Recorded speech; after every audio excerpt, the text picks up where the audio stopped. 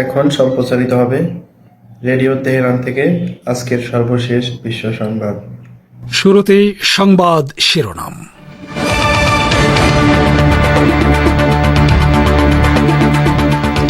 ইরানের president Masoud Pezeshkian বলেছেন, Tehran এই অঞ্চলের দেশগুলোর সীমান্তে কোন ধরনের ভূ রাজনৈতিক পরিবর্তন মেনে নেবে না।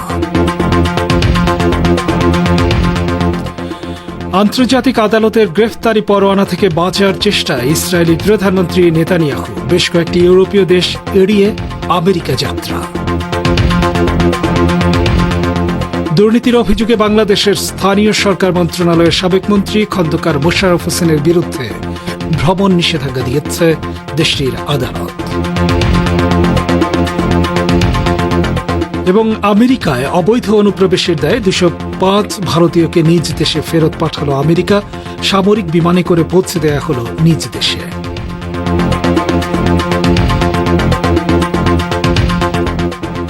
আসসালামু আলাইকুম শ্রোতা বন্ধুরা, সংবাদ শিরোনাম শুনলেন। এবার বিস্তারিত বিশ্ব সংবাদে আমন্ত্রণ জানাচ্ছি আমি সোহেল আহমেদ। ইসলামী প্রজাতন্ত্র ইরানের প্রেসিডেন্ট মাসুদ পেজেশকিয়ান বলেছেন, তেহরান এই অঞ্চলের দেশগুলোর সীমান্তে কোন ধরনের ভূ রাজনৈতিক পরিবর্তন মেনে নেবে না। তিনি গতকাল তেহরান সফররত আজারবাইজানের প্রেসিডেন্টের বিশেষ সহকারী হিকমত হাজিয়েফের সঙ্গে এক বৈঠকে তার দেশের এ কঠোর অবস্থান তুলে ধরেন। পেজেশকিয়ান বলেন, আঞ্চলিক দেশগুলোর ভৌগোলিক অখণ্ডতা রক্ষা করা ইরানের পররাষ্ট্রনীতির মৌলিক বিধিমালার অংশ। ইরানের প্রেসিডেন্ট বলেন, এ অঞ্চলের সীমান্তগুলোতে যে কোনো ধরনের পরিবর্তন অগ্রহণযোগ্য। বহির্শক্তিগুলোর সুনির্দিষ্ট কিছু তৎপরতার কারণে যে কোনো ধরনের সংঘাত প্রতিহত করতে আঞ্চলিক দেশগুলোর মধ্যে ঐক্য ও সংহতি জোরদার করা অনিবার্য হয়ে পড়েছে। পেজেশকিয়ান বলেন, ইরান মুসলিম দেশগুলোর মধ্যে সম্পর্কের বিস্তৃতি ঘটাতে এবং মুসলিম বিশ্বকে শক্তিশালী করতে চায়। মুসলিম দেশগুলোর মধ্যে মতবিরোধ থাকলেই বহির্শক্তিগুলো এসব দেশে হস্তক্ষেপ করার ও ঐক্য বিনষ্ট করার সুযোগ পাবে। তিনি আজারবাইজানের প্রেসিডেন্ট ইলহাম আলিয়েভকে তেহরান সফরের আমন্ত্রণ জানান। অধিকৃত জর্দান নদীর পশ্চিম তীরে ইহুদিবাদী বাহিনীর হাতে বেসামরিক নাগরিকদের হত্যা, বেআইনি ধরপাকড় এবং গণহারে বসত বাড়ি ধ্বংস করার তীব্র নিন্দা জানিয়েছে ইরান।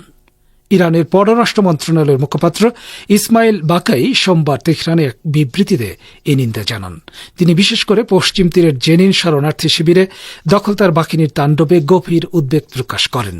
বাকাই বলেন, জাতিসংঘের মানবাধিকার সংস্থাগুলো, বিশেষ করে মানবাধিকার বিষয়ক বিশেষ প্রতিনিধি, বহুবার পশ্চিম তীরে ইসরায়েলের গণহত্যামূলক অভিযানের বিস্তৃতির ব্যাপারে হুঁশিয়ারি উচ্চারণ করেছেন। ইরানের এই কর্মকর্তা পশ্চিম তীরে ইহুদিবাদী বাহিনীর এই ভয়ঙ্কর অপরাধযোগ্য বন্ধ করতে এগিয়ে আসার জন্য আন্তর্জাতিক সমাজ, বিশেষ করে মুসলিম ও আঞ্চলিক দেশগুলোর প্রতি আহ্বান জানান। ইরানের পররাষ্ট্র মন্ত্রণালয়ের মুখপাত্র অধিকৃত ফিলিস্তিনি ভূখণ্ডে ইহুদিবাদী ইসরায়েলের ভয়াবহ অপরাধযজ্ঞের ব্যাপারে জাতিসংঘ নিরাপত্তা পরিষদের অব্যাহত নীরবতায় গভীর দুঃখ প্রকাশ করেন। ফিলিস্তিনি স্বশাসন কর্তৃপক্ষের স্বাস্থ্য মন্ত্রণালয় গতকাল জানিয়েছে, 2025 সালের শুরু থেকে অধিকৃত পশ্চিম তীরে ইসরায়েলি বাহিনীর হামলায় 10 শিশু, 1 নারী এবং 2 বৃদ্ধ সহ অন্তত 70 ফিলিস্তিনি শাহাদাত বরণ করেছেন। মার্কিন যুক্তরাষ্ট্র সফরে যাওয়ার সময় ইহুদিবাদ ইসরায়েলের যুদ্ধাপরাধী প্রধানমন্ত্রী বেনিয়ামিন নেতানিয়াহুকে বহনকারী বিমান বেশ কয়েকটি ইউরোপীয় দেশের আকাশসীমা এড়িয়ে গেছে। আন্তর্জাতিক অপরাধ আদালত বা আইসিসির গ্রেফতারি পরোয়ানা থেকে বাঁচতে এই পদক্ষেপ নেওয়া হয়েছে বলে একটি ইহুদিবাদী গণমাধ্যম খবর দিয়েছে।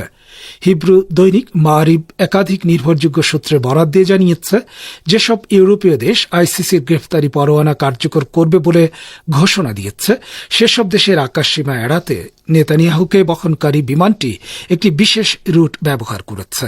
কয়েকটি পশ্চিমা গণমাধ্যমও নেতানিয়াহুকে বহনকারী বিমানের নির্ধারিত রুট এড়িয়ে চলার খবর নিশ্চিত করেছে। মার্কিন প্রেসিডেন্ট ডোনাল্ড ট্রাম্প সহ সিনিয়র মার্কিন কর্মকর্তাদের সঙ্গে সাক্ষাৎ করতে সোমবার ওয়াশিংটন ডিসিতে পৌঁছান যুদ্ধাপরাধী নেতানিয়াহু। যুদ্ধাপরাধী ইসরায়েলি প্রধানমন্ত্রীকে ওয়াশিংটন সফরের আমন্ত্রণ জানানোয় বিশ্বের বহু দেশ এবং মানবাধিকার সংগঠন ট্রাম্পের তীব্র নিন্দা জানিয়েছে। আজ নেতানিয়াহু ট্রাম্পের সঙ্গে সাক্ষাৎ করবেন বলে কথা রয়েছে। আপনারা বিশ্ব সংবাদ শুনছেন রেডিও তেহরান থেকে, আর প্রচারিত হচ্ছে বাংলাদেশ ও ভারতের সর্বে 25 মিটার ব্যান্ডে। দুর্নীতির অভিযোগে বাংলাদেশের স্থানীয় সরকার, পল্লী উন্নয়ন এবং সমবায় মন্ত্রণালয়ের সাবেক মন্ত্রী খন্দকার মোশাররফ হোসেনের বিরুদ্ধে ভ্রমণ নিষেধাজ্ঞা দিয়েছে আদালত। তদন্তের নেতৃত্ব দেয়া দুদকের উপপরিচালক মোহাম্মদ সালাউদ্দিন এ বিষয়ে আবেদন করার পর ঢাকা মহানগর সিনিয়র স্পেশাল জজ আদালতের বিচারক মোহাম্মদ জাকির হোসেন আজ এ আদেশ দেন। আদালতে দুদকের পক্ষে আবেদন করেন দুদকের পাবলিক প্রসিকিউটর মীর আহমেদ আলী সালাম। আবেদনে দুদক কর্মকর্তা জানান, স্থানীয় সরকার, পল্লী উন্নয়ন ও প্রবাসী কল্যাণ ও বৈদেশিক কর্মসংস্থান মন্ত্রী থাকাকালীন মোশাররফ হোসেন অবৈধ উপায় এবং অনিয়মের মাধ্যমে বিপুল পরিমাণ সম্পদ গড়েছেন। আবেদনে দুদক কর্মকর্তা বলেন, তিনি একটি নির্ভরযোগ্য সূত্র থেকে জানতে পেরেছেন ফরিদপুর ৩ আসনের আওয়ামী লীগের সংসদ সদস্য দেশ ছেড়ে পালানোর চেষ্টা করছেন। তিনি যদি দেশ ছেড়ে পালিয়ে যান তাহলে মামলার তদন্ত ব্যাহত হতে পারে, তাই তার বিদেশ যাওয়া ঠেকাতে ভ্রমণ নিষেধাজ্ঞা প্রয়োজন রয়েছে। আমেরিকায় অবৈধ অনুপ্রবেশের দায়ে ২০৫ ভারতীয়কে নিজ দেশে ফেরত পাঠিয়েছে মার্কিন প্রশাসন। মার্কিন প্রেসিডেন্ট ডোনাল্ড ট্রাম্প ১,১০,০০,০০০ অবৈধ অভিবাসীর বিরুদ্ধে যে কঠোর অবস্থান নিয়েছেন তার অংশ হিসেবে অবৈধ ভারতীয়দের ফেরত পাঠিয়েছে যুক্তরাষ্ট্র। টেক্সাস থেকে সামরিক বিমানে করে তাদের ভারত নিয়ে যাওয়া হয়। এই প্রথম ভারতীয় অবৈধ অভিবাসীদের এভাবে ডিপোর্ট করল ট্রাম্প প্রশাসন। এরপর আরও বহু ভারতীয় অবৈধ অভিবাসীকে ফেরত পাঠানো হবে বলে জানা গেছে। আগামী ১৩ ফেব্রুয়ারি ডোনাল্ড ট্রাম্পের সঙ্গে নরেন্দ্র মোদীর সাক্ষাৎ হতে পারে বলে জানা গেছে। তার আগে যুক্তরাষ্ট্র থেকে এভাবে ভারতীয়দের ফেরত পাঠানোর বিষয়টি বেশ তাৎপর্যপূর্ণ বলে মনে করছেন অনেকেই। ভারতের বেসরকারি টেলিভিশন এনডিটিভি জানিয়েছে, অভিবাসী প্রত্যাবাসনে আমেরিকার সামরিক ফ্লাইটের সবচেয়ে দূরতম গন্তব্য হচ্ছে ভারত। টেক্সাসের এল পাসো এবং ক্যালিফোর্নিয়ার স্যান ডিয়াগো থেকে ৫,০০০-এর বেশি অবৈধ অভিবাসীকে প্রত্যাবাসনে ফ্লাইট ঘোষণা করেছে ভারত। ট্রাম্প গত মাসে সাংবাদিকদের বলেন, ইতিহাসের প্রথমবারের মতো আমরা অবৈধ অভিবাসীদের ধরে সামরিক বিমানে তুলছি এবং তারা যেখান থেকে এসেছিল সেখানেই পাঠানো হচ্ছে। ভারতের প্রধানমন্ত্রী নরেন্দ্র মোদীর সঙ্গে ফোন আলাপের পর মার্কিন প্রেসিডেন্ট বলেন, আমেরিকা থেকে অবৈধ ভারতীয় অভিবাসীদের ফিরিয়ে আনার ক্ষেত্রে মোদী শেষ পর্যন্ত যা সঠিক তাই করবেন। ভারত ও আমেরিকা ১৮,০০০ ভারতীয় অভিবাসীকে শনাক্ত করেছে যারা অবৈধভাবে দেশটিতে অবস্থান করছেন।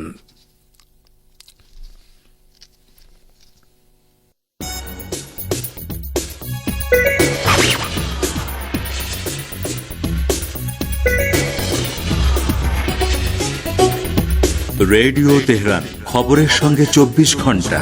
ভিজিট করুন আমাদের ওয়েবসাইট parstoday.ir/dn।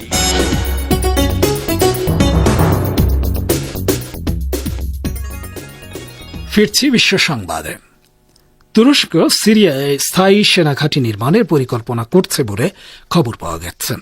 তুর্কি দৈনিক তুর্কি সোমবার এ খবর জানিয়ে বলেছে, সিরিয়ায় ২টি ঘাঁটি নির্মাণ করে সিরিয়ার সেনাবাহিনীকে প্রশিক্ষণ দেবে তুরস্ক। তুরস্ক এবং সিরিয়ায় ক্ষমতাসীন বিদেশি মদতপুষ্ট সশস্ত্র গোষ্ঠী হায়াত তাকরির আশ-শাম বা HTS এর মধ্যে এর আগে স্বাক্ষরিত এক সামরিক চুক্তির ভিত্তিতে ঘাঁটিগুলো নির্মাণ করা হবে বলে জানানো হয়েছে।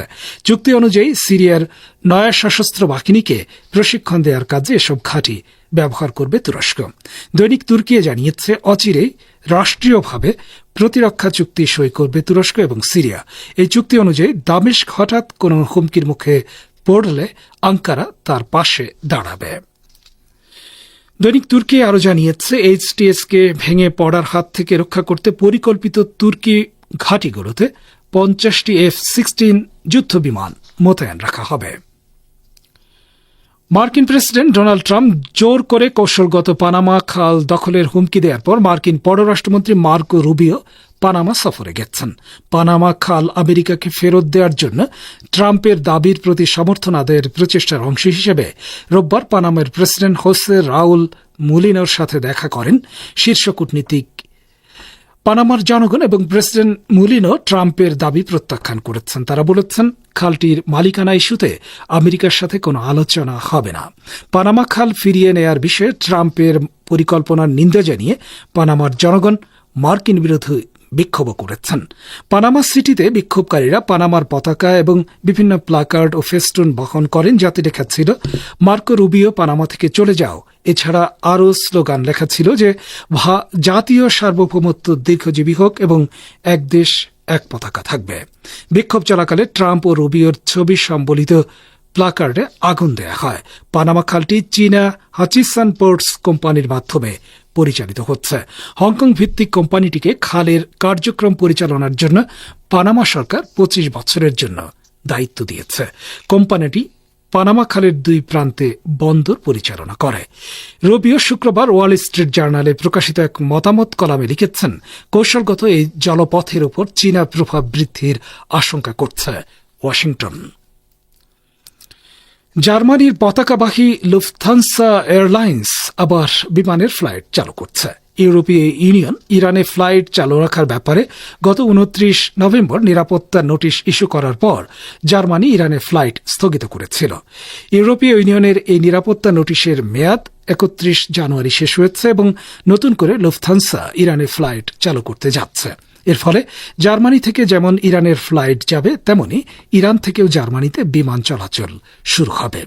ইরানের বিমানবন্দর ও বিমান চলাচল কোম্পানির প্রধান মোহাম্মদ আমিরানি গতকাল জানিয়েছেন, আশা করা হচ্ছে আগামী 24 ঘণ্টার মধ্যে ইরানে জার্মানির ফ্লাইট চালু করার বিষয়ে লুফথানসা প্রতিনিধিদের সাথে বৈঠকের ব্যবস্থা করা হবে। তিনি বলেন, আশা করছি আমরা শিগগিরই লুফথানসার গ্রুপের বিমান চলাচল দেখতে পাব। আমিরানি বলেন, গত 2 মাসে ইরানের আকাশসীমা শান্ত ছিল এবং এই সময়কালে ইরানের মধ্য দিয়ে প্রতিদিন গড়ে 700টিরও বেশি বিমান চলাচল করেছে।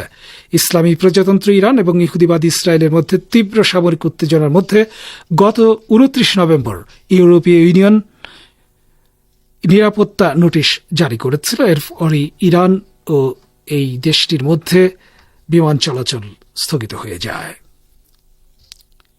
শ্রোতা বন্ধুরা, বিশ্ব সংবাদে এই ছিল আমাদের সর্বশেষ আয়োজন। সঙ্গে থাকার জন্য আপনাদের সবাইকে অসংখ্য ধন্যবাদ। মার্কিন প্রেসিডেন্ট ডোনাল্ড ট্রাম্পের বাণিজ্যিক যুদ্ধ সম্পর্কে এবার রয়েছে একটি প্রতিবেদন। পড়ে শোনাচ্ছেন গাজী আব্দুর রশিদ। আমেরিকা নতুন করে তাদের মিত্রদের সাথে বাণিজ্য যুদ্ধ শুরু করেছে। কানাডা ও মেক্সিকো থেকে আমদানি পণ্যের উপর 25% এবং চীন থেকে আমদানি পণ্যের উপর 10% শুল্ক আরোপের মাধ্যমে ওই যুদ্ধের সূচনা করল। মার্কিন প্রেসিডেন্ট ডোনাল্ড ট্রাম্প ইউরোপীয় ইউনিয়ন থেকে কিছু পণ্য আমদানির উপরও শুল্ক আরোপের হুমকি দিয়েছেন। তিনি বলেছেন, ব্রিক্স অর্থনৈতিক জোটের সদস্যরা যদি ডলারের পরিবর্তে অন্য মুদ্রা ব্যবহার করে তবে তাদের উপর শতকরা 100% শুল্ক আরোপের হুমকি দিয়েছেন। পার্সটুডে আরো জানিয়েছে, আমেরিকা ফার্স্ট এই স্লোগান নিয়ে হোয়াইট হাউসে ট্রাম্পের প্রত্যাবর্তনের মধ্য দিয়ে বাণিজ্যিক মিত্র ও অংশীদারদের সাথে মার্কিন বাণিজ্যিক সম্পর্কের একটি নয়া যুগের সূচনা হতে যাচ্ছে। ট্রাম্পের নেতৃত্বাধীন আমেরিকার শাসক গোষ্ঠী মনে করে বিভিন্ন দেশের মধ্যে উন্মুক্ত দ্বার নীতি এবং বাণিজ্যিক শুল্ক হ্রাস নীতি চূড়ান্তভাবে মার্কিন যুক্তরাষ্ট্রের জন্য ক্ষতিকর। সুতরাং আমেরিকা অর্থনৈতিক আধিপত্য বজায় রাখার স্বার্থে বিগত কয়েক দশকের নীতিতে পরিবর্তন করতে হবে। এ বিষয়ে ট্রাম্প এক বিবৃতিতে বলেছেন, আমাদের দেশ যখন শুল্ক আরোপ করেছিল তখন ধনী ছিল। এখন বাণিজ্য শুল্ক তুলে নেয়া কিংবা উল্লেখযোগ্যভাবে হ্রাস করার ফলে আমেরিকা একটি রপ্তানিকারক দেশ থেকে একটি প্রধান আমদানিকারক দেশে পরিণত হয়েছে, যার ফলে আমেরিকার বৈদেশিক বাণিজ্য ঘাটতি প্রায় $50,000 কোটি দাঁড়িয়েছে। অন্যভাবে বলা যায়, আমেরিকানরা প্রতি বছর রপ্তানির চেয়ে $50,000 কোটি বেশি আমদানি করে। বছরের পর বছর ধরে চলমান এই পরিস্থিতি মার্কিন কর্মকর্তাদের দৃষ্টিতে সহনীয় নয়। যে কোনো উপায়ে এই পরিস্থিতির পরিবর্তন করতেই হবে। কিন্তু কিভাবে? এই পরিবর্তন আনার হাতিয়ার হলো আমদানি পণ্যের উপর শুল্ক বৃদ্ধি করা। তাদের যুক্তি হলো, আমদানিকৃত পণ্যের দাম বাড়ার সাথে সাথে আমদানি পণ্যের পরিমাণ কমে যাবে এবং মার্কিন বৈদেশিক বাণিজ্য ঘাটতিও হ্রাস পাবে। তবে কানাডা, মেক্সিকো, চীন অথবা ইইউ সদস্য দেশগুলো থেকে আমদানি করা পণ্যের উপর ভারী শুল্ক আরোপের ফলে আমেরিকা থেকে আমদানি পণ্যের উপরও একই রকম শুল্ক আরোপের মাধ্যমে প্রতিশোধ নেওয়া হবে। এর ফলে আমেরিকার পণ্য রপ্তানিও ক্ষতিগ্রস্ত হবে। অপরদিকে ট্রাম্প যে শুল্ক যুদ্ধ শুরু করেছেন তা কেবল আমদানিকৃত পণ্যের দামই যে বাড়বে তাই নয়, বরং আমেরিকার রপ্তানি বাজারকেও ক্ষতিগ্রস্ত করবে। উভয় দিক থেকেই আমেরিকার নাগরিকদের উপর চাপ সৃষ্টি হবে। জনগণের উপর এই চাপ সৃষ্টির কথা ট্রাম্প নিজেও স্বীকার করেছেন। কিন্তু ট্রাম্প এবং তার প্রশাসনের বাণিজ্য যুদ্ধে প্রবেশ করার ক্ষেত্রে কিংবা আরো তীব্র করার সিদ্ধান্তের ব্যাপারে এ বিষয়গুলোর কোনোটি ব্যাঘাত সৃষ্টি করবে বলে মনে হচ্ছে না। তাদের দৃষ্টিতে বিশেষ করে কানাডা, মেক্সিকো বা ইউরোপীয় ইউনিয়নের সদস্যদের বিরুদ্ধে মার্কিন অর্থনীতি এতটাই শক্তিশালী এবং বিশাল যে বাণিজ্য যুদ্ধে পরাজিত হওয়ার সম্ভাবনা নেই। শেষ পর্যন্ত ওই দেশগুলো আমেরিকার শর্ত মেনে নেবে। বেইজিং এর উপরও রাজনৈতিক ও নিরাপত্তা চাপ তীব্র করে চীনকে আমেরিকার সঙ্গে আপোস করতে বাধ্য করার চেষ্টা হচ্ছে। কিন্তু বিদেশিদের সাথে বাণিজ্য যুদ্ধে জড়ানোর ক্ষেত্রে মূল বাধা স্বয়ং আমেরিকার ভেতরেই রয়েছে। সেই বাধাটি হলো আমদানিকৃত পণ্যের উপর শুল্ক বৃদ্ধির ফলে জিনিসপত্রের মূল্য বৃদ্ধি পাবে। অপরদিকে রপ্তানি বাজারের ক্ষতিও আমেরিকার জনগণ হয়তো সইতে পারবে না। জনগণ হয়তো তাদের সরকারকে এই নীতি পদ্ধতি পুনর্বিবেচনা করার জন্য চাপ দিতে পারে। এতক্ষণ যারা আমাদের সংবাদটি শুনলেন সবাইকে অসংখ্য ধন্যবাদ। আমাদের নিয়মিত ভিউয়ার যারা আছেন তাদের 82% ভিউয়ার্স এখনও আমাদের চ্যানেলটি সাবস্ক্রাইব করেননি। সো যারা যারা আমাদের চ্যানেলটি এখনও সাবস্ক্রাইব করেননি দয়া করে সাবস্ক্রাইব করে দিন এবং নিয়মিত আমাদের পাশে থাকবেন আশা করি। ধন্যবাদ সবাইকে।